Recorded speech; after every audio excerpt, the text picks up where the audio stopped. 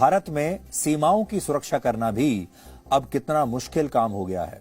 ये खबर उत्तराखंड के 4 धामों को जोड़ने वाले ऑल वेदर रोड प्रोजेक्ट से जुड़ी हुई है, जिसका हमारे देश के ही कुछ पर्यावरण कार्यकर्ता और हमारे ही देश के एनजीओज अब विरोध कर रहे हैं कि यहां पर सड़कें क्यों बनाई जा रही हैं और सड़कों को चौड़ा क्यों किया जा रहा है।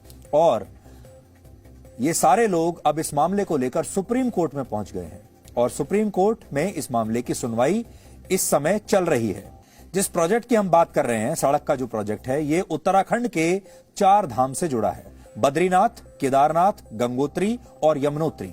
इस प्रोजेक्ट के तहत लगभग 880 किलोमीटर की सड़कों को चौड़ा किया जाएगा और ये 2 वजहों से बहुत महत्वपूर्ण है। पहला, इससे 4 धामों के बीच कनेक्टिविटी में बहुत सुधार होगा। मौजूदा समय की तुलना में यात्रा ज्यादा सुरक्षित और सुविधाजनक हो जाएगी और उत्तराखंड में रोजगार और व्यापार के नए अवसर पैदा होंगे। ये इस प्रोजेक्ट के कुछ सामान्य फायदे हैं।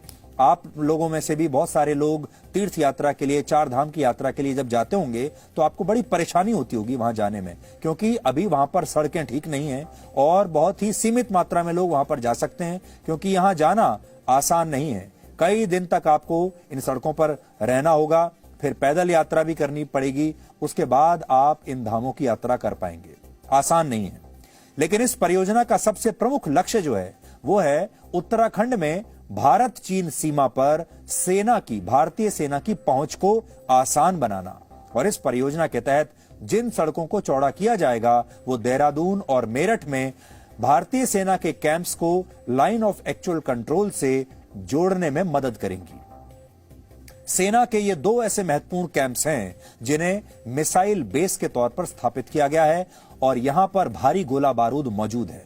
प्रधानमंत्री नरेंद्र मोदी ने वर्ष 2016 में इस प्रोजेक्ट का शिलान्यास किया था और अनुमान है कि अब तक 400 किलोमीटर की सड़कों को चौड़ा भी किया जा चुका है। पूरे मामले पर अदालत में, सुप्रीम कोर्ट में जब सुनवाई चल रही थी, उस दौरान केंद्र सरकार ने एक बहुत बड़ी बात कही है जो आप सबको पता होनी चाहिए। केंद्र सरकार ने यह कहा है कि अगर भारत और चीन के बीच युद्ध छिड़ गया तो ऐसी स्थिति में सीमा पर ब्रह्मोस मिसाइल को ले जाना पड़ा तो ये मुमकिन नहीं होगा अगर सड़कें चौड़ी नहीं की गई। तो सड़कें चौड़ी और अच्छी गुणवत्ता के साथ नहीं बनाई गई तो भारतीय सेना अपने इन मिसाइल्स को वहां तक नहीं ले जा पाएगी और इसका सीधा फायदा चीन को मिलेगा। भारतीय सेना अपने हथियारों को वहां तक नहीं ले जा पाएगी। केंद्र सरकार ने यह भी कहा कि सेना इसलिए हाथ पर हाथ रखकर नहीं बैठे रह सकती क्योंकि उसके यहां सड़क बनाने से लैंडस्लाइड और पर्यावरण को नुकसान पहुंच सकता है। यानी अब जहां तक इस परियोजना की बात है, देश को दोनों में से एक चुनना है, सुरक्षा को चुनना है या पर्यावरण को चुनना है।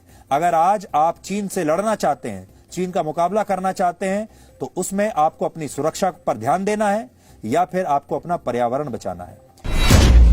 मैं पप्पू हूँ। हमने टोटी चोरी कर ली। हम गधे हैं।